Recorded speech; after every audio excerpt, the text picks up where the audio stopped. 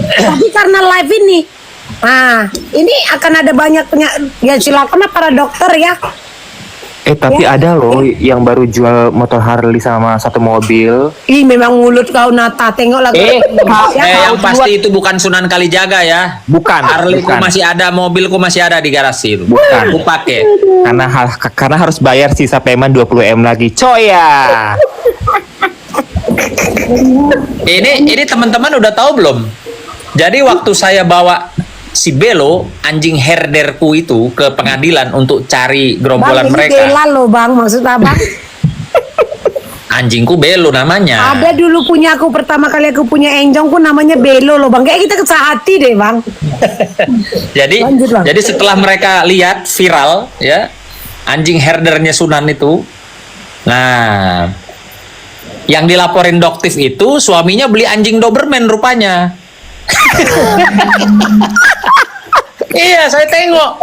Aku tengok di TikTok itu aku lihat jadi ada si pedagang anjing di TikTok yang terkenal itu anterin ke rumahnya si ular itu suaminya si ular tuh beli anjing Doberman.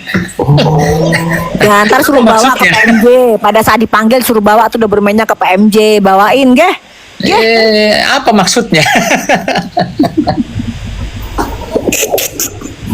Udah bawa aja no ke PMJ, ditungguin anjing gitu, ditungguin anjing. Ditungguin anjing. Tunggu di sini anjing. Bener Mambel besok bakalan titik-titik nih storynya Mambel. Siap-siap ya Mambel ya, kita ketemu. Ada apa-apa Dokter. Aku bukan apa-apa. Kalian aman. Awak ini yang tak aman. Bang. Awak yang tak aman. Itu dia. Si Mambel si penjual tas itu katanya. Awak yang nggak aman. Ini kali ini nih hostnya pecah rekor nih, hostnya nih. Itu dia. Ada Ini bergabung. yang semua yang dinaikkan kayak gini. Ada bergabung sama kita itu Bang Yamin itu. Bang Yamin yang sudah langsung live bareng sama siapa tadi namanya? Ibu Ada itu apa Kak nenek? Sil juga. Ada Kak Sil juga di sini, Bang. Oh iya, betul. Ini wanita yang berambut pirang tuh, beta su tahu. Nyanyi dulu lah. Bukan berambut pirang, berambut merah sih. Tebala bale. Iya, sekarang gini, Bang. Ada gerakan untuk Lihat. Ada Miss Gosip bilang ada aku juga katanya. ada gerakan seperti apa ya? Ingin membungkam mulut Kak Sil dengan Bang Yamin ini yang memang mereka ini kan vokal ya, Bang, menyuarakan untuk kasus Niki. Itu terjadi. Jadi kayak diadu, dibuat, pokoknya sampai ada laporan juga ini. Sama kayak Doktif dilaporkan sama Raffi, Kak Sil juga. Kalau Bang Yamin ini diolok-olok. Sesama pengacara, masa mengolok-olok cara berpakaian. Inilah dari Abang lah sebagai senior, Bang. Kayak mana lah menurut Abang ini? Pengacara itu nomor satu harus bicara berdasarkan fakta dan alat bukti atau sesuatu yang benar terjadi. Jangan kayak pengacaranya RG, laporkan awak di Polda Metro Jaya, dia bilang aku dipukul Bang Sunan 3 kali. Mak, ngeri kali kalau kupukul 3 kali, dia pung muka seperti apa? Iya toh, beta sudah dari kecil su ikut bela diri. Jadi kalau beta kasih dia 1 kali angkat dari bawah, itu dia pung muka mungkin hancur-hancur. Nah, artinya itu bukan pengacara yang benar. Kalau pengacara benar tuh bicaralah sebagai seorang yang mengerti hukum, bicara dengan fakta. Kan nggak masuk akal saya dipukul Bang Sunan 3 kali. Kasih beta sini 1 kali, beta flungku.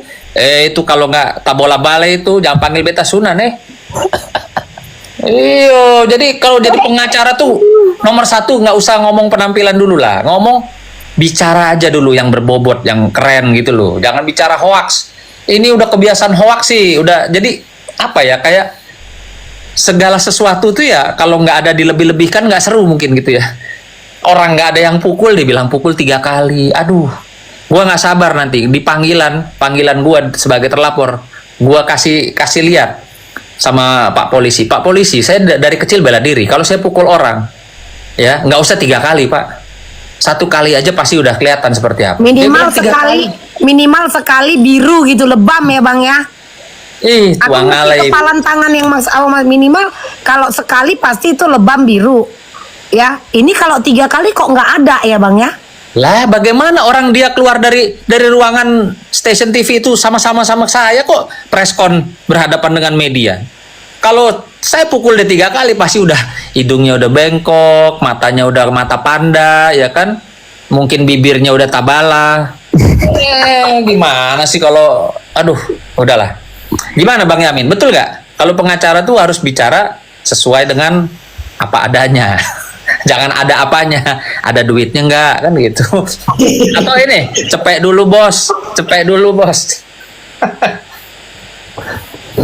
Oh, Bang Yamin sekalian dititip tanya nih, soalnya mau di blow rambutnya, takutnya nanti di speakernya gini. Bang Yamin, mau nanya nih, salam kenal ya Bang Yamin ya. Ini, iya, Bang Sunan, Hasil, ya. Sempat ini juga nih Bang Yamin sempat terkenal, sempat FYP gara-gara nyekak sinepos ya Nedol ya itu ya. Gitu, market Iya, itu. betul. Nah, betul. Jadi Bang Yamin ini ada satu juga pertanyaan Bang Yamin ya sekalian nih. Si grupnya mereka, si Pak Ogah itu Cepek itu kan ngelaporin Doktif tuh. Nah, atas nama masyarakat Bang Yamin. Atas nama masyarakat melaporkan Doktif. Emang itu gimana ya pengacara kok nggak ngerti hukum? Masyarakat siapa yang melaporkan Doktif kok bisa sekonyong-konyong koder gitu dia datang ke MDP itu gimana coba itu? Kok ada pengacara kayak begitu tuh? Mohon parahannya Bang Yamin. Assalamualaikum, selamat malam, Kak Mambel. Waalaikumsalam warahmatullahi wabarakatuh. Udah kuwakilkan bang, silakan bang. Ini ada Bang Sunan ini sebenarnya. Aku nggak enak kalau aku jawab Bang Sunan. Dijawab aja Bang. Ada Kak Sil juga, Hasil izin ya Hasil ya. Kita Intel, Putri Jimbo. Iya, Bang Amin. Teman yang di bawah. Yang mungkin sama pandangan atau berbeda pandangan. Berbeda juga nggak apa-apa. Yang penting kita uji cara pikir hukum kita. Cuman saya mohon maaf, pengacara itu sepengetahuan saya tidak peduli dia mau dikata-katain, mau diledek, dia fokus dengan tujuannya berbicara tentang ketidakadilan. That's it. Memang ada yang membicarakan tentang grooming. Itu yang pertama dulu Doktif ya. Tentang sepatu, yang wajar saja karena standar cara pikir teman-teman yang di sebelah itu memang di sebatas matahari kaki saya, isi kepala itu di kaki.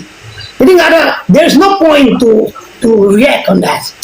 Tak ada poin untuk bereaksi terhadap mereka. Gitu.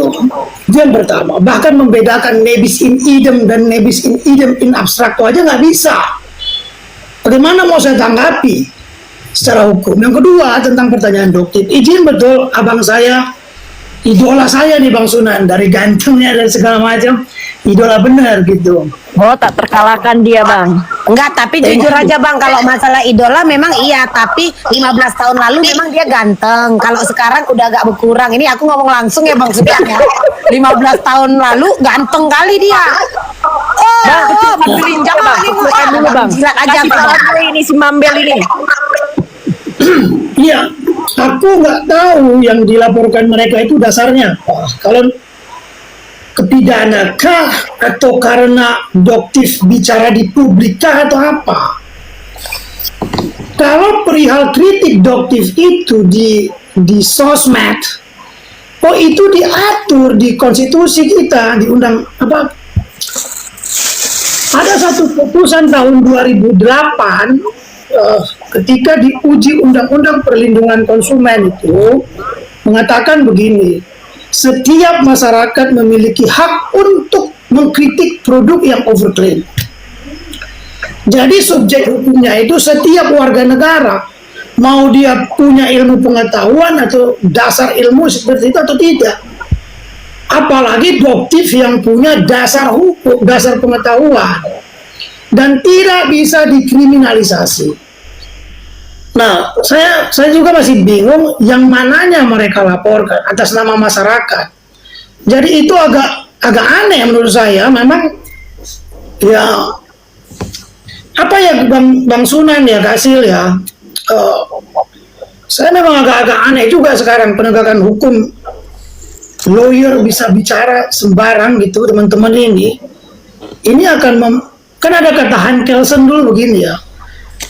Omongan di publik itu yang tidak ilmiah dapat merusak penegakan hukum dan mengacaukan publik gitu. Itu kan kata Han Kelsen. Mungkin mereka kurang baca aja. Sebaiknya makanya saya katakan kepada teman-teman ini, sewaktu saya diajak berdebat, kamu baca buku dulu minimal 1000 buku atau setidaknya 500 deh, agar kamu bisa berdebat secara ilmiah, saya bilang.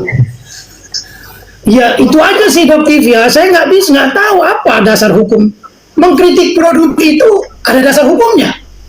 Putusan Mahkamah Konstitusi tahun 2008 tidak bisa dikriminalisasi, exceptio varietatis, pengecualian karena kebenaran bukanlah pencemaran nama baik. Itu yang pertama. Ya, Yang betul. kedua, terkait dengan pencemaran nama baik ini ya, ini undang-undang paling rusak, pasal yang paling rusak. Makanya Apinto ini tokoh pengacara Belanda yang pernah datang ke Hindia Belanda yang dijadikan rujukan oleh guru-guru besar hukum kita, mengatakan begini, syarat formil dan material tentang pencemaran nama baik ini hanya dua. Satu, si pelapor itu harus benar-benar benci kepada si terlapor. Yang kedua, pelapor itu harus benar-benar bodoh. Kalau dia pintar, dia cuekin aja dulu. Kak Putri atau teman beberapa yang lain itu pernah bicara, saya sarankan tenangkan diri, saya bilang. Tapi kalau sudah menghina marwah, ya boleh lanjutkan. Kayak seperti Kak Niki inilah ya, ini kan kacau banget penegakan hukumnya, Bang Sunan. Kan kebenaran material yang ingin dicari tanpa menegasikan kebenaran formil. Hakim banyak banget melanggar kebenaran formil. Bagaimana seseorang ingin dihukum dengan cara melanggar hukum? Ya. Tidak mungkin. Dakwaannya berantakan, tidak berkesesuaian dengan 143. Berikut turunannya di surat edaran Jaksa Agung SE nomor 004-J.A-11-1993. Baca halaman 24. Itulah penyebabnya pembuktian itu tidak pernah fokus. Hakim sejak awal baca pasal 181 KUHP. Saya agak sakit saya melihat penegakan hukum khusus di perkara ini. Khususnya ini yang anehnya itu public figure kok nekat banget begitu Bang Sunan ini. Ada gimana dia?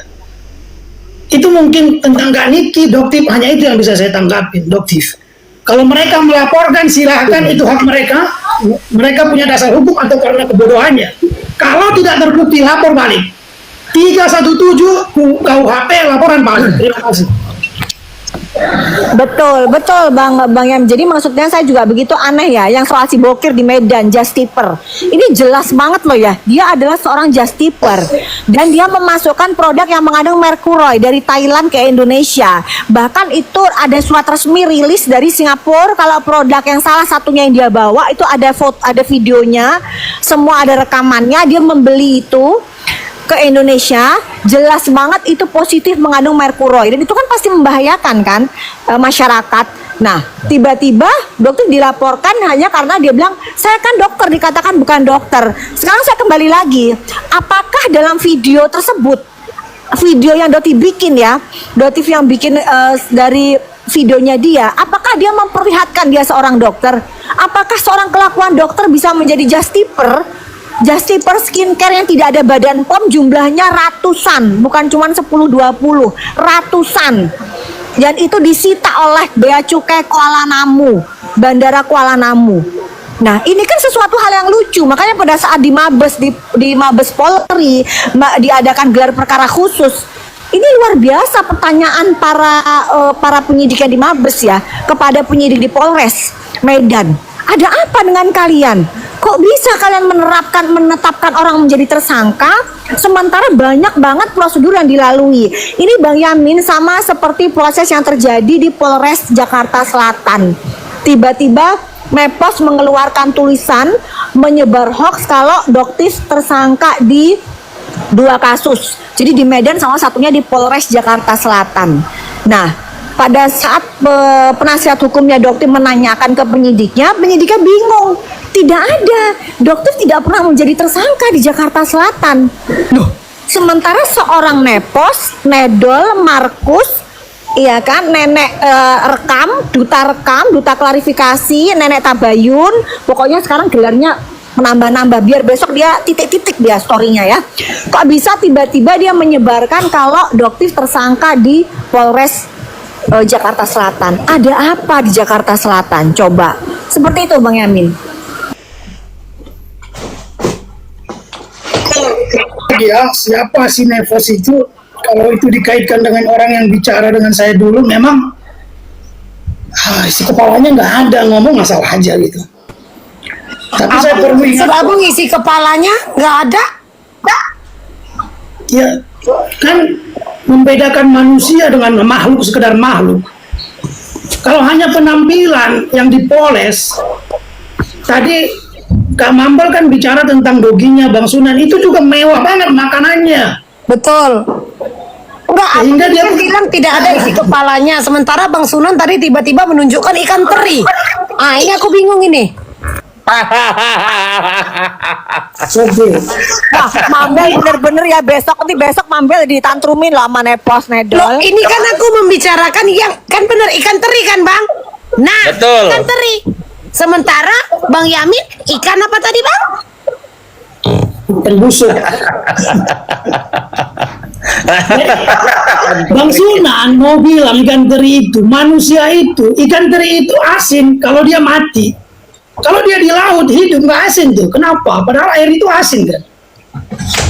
Karena hatinya mati. Itu aja sebenarnya. Ini manusia, ini makanya saya bilang makhluk. Dia hanya sekedar hidup. Kalau ikan teri kecil ini ada otaknya nggak? Nggak ada, Bang. Tapi kalau ada lah, Bang, kecil. Oke. Tapi Mambel, saya agak gosip dikit lah ya. Kalau hanya bicara otak yang segini, otak manusia itu kan dokter tuh, kita nggak enak nih kalau nggak ilmiah ya. Kalau hanya bicara otak saja di warung Padang juga dijual banyak, Mambel. Betul. Nah, yang membedakan dengan manusia ada akal pikirannya. Ya betul. Itu aja sebenarnya. Saya nggak habis pikir juga, betul dokter. Jadi maksud Abang ya lebih baik nanti dia kalau misalkan sudah tidak hidup lagi ke Kanada atau kemana, Bang? Daripada Australia aja. Iya, karena kalau selama hidup tidak terpakai, ya minimal pada saat dia mati berguna ya, ada harganya gitu. Atau gimana kemarin penjelasan Bang Yamin? Dokter itu kan dokter kan, pasti punya link internasional gitu.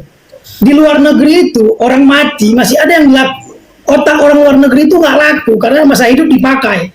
Nah kalau ini yang model begini setelah mati otaknya itu bisa dijual dokter, karena selama itu nggak pernah dipakai. Itu apa ya? Anggap saja lah ini sebagai, saya hanya mau katakan begini, mengulang ucapan dari almarhum saya tapi al izdilauhan nostos nail the warhead arterhal hardware. Secepat apapun kebohongan berlari, kebenaran tidak akan pernah dikalahkan. Ini yang saya tunggu. Suatu hari orang ini akan masuk. Pada akhirnya dia akan menangis. Ini teman-teman lawyer juga saya ingatkan nih, khususnya yang sekalian membela siapapun terserah lah. Tapi bicaralah yang mengedukasi. Itu aja sebenarnya. Penegak hukum juga begitu. Kasihanlah negeri kita ini ya Bang ya. Kasihan sekali. Jangan terlalu kasar lah, kayak kasus Mbak Nik ini kasar banget. Dakwaannya nggak jelas. Iya, kayak kejanggalan yang terjadi ini loh, Bang, di kasus Niki ini, Bang. Ini ada apa, Bang, dengan hukum di Indonesia ini, Bang? Itu khusus kasus Kak Nik, itu bukan hukum, itu hukum. Omong kosong aja. Aku mungkin itu dulu, Mambel. Aku nanti terkait Mbak Doktif itu ya, saya memang kemarin saya dengar Doktif, saya pelajarin orang ini kok aneh, saya pikir orang ini belajar hukum di mana sih? Aku dengerin gitu ya, laporkan kok atas nama masyarakat, punya dapat kuasa dari masyarakat. Nah, itu emang Mungkin dia pikir dirinya seperti polisi. Kalau polisi kan ada bahasa laporan masyarakat gitu kan. Iya, ya Dumas gitu ya. mereka ini belajar 3 huruf saja, tiga huruf di laporan itu. LP garing B dan LP garing A. Kalau mereka mengatakan laporan masyarakat, LP garing B itu nggak mungkin masuk. Polisi pengembangannya LP garing A. Jadi 3 huruf saja mereka belajar hukum dulu, biar dapat menunjukkan dasar kerugiannya. 3 huruf, nggak usah banyak-banyak, aduh kasihan kita. Yang saya kasihannya kalau dapat klien seperti ini, bagaimana membela kliennya coba? Memalukan betul, buat malu aja. Terima kasih. Izin bicara, Mambel. Nah, silakan. Monggo, silakan. Kasil. Silakan Kasil. Saya mau salam dulu buat kawan lama saya dari PKPI dulu bersama Mas Desendro Piono. Kita bersama Bang Sunan. Masih Siap. Iya. Ya, saya bersama Bang Sunan ke Istana Negara waktu itu dengan Pak Jokowi. Kalau Bang Sunan ingat, ya. Siap. Berarti Jadi- benar berhasil, bergerak maju menang. Betul. Salam kenal ya, Doktif dan Putri Jimbo, Yamin, Adindaku, Duta Intel. Ya, Mbak. Ya, Sudah Bang. diberikan waktu. Jadi kenapa saya mau ikut ke dalam kasus ini? Karena sebagai penegak hukum,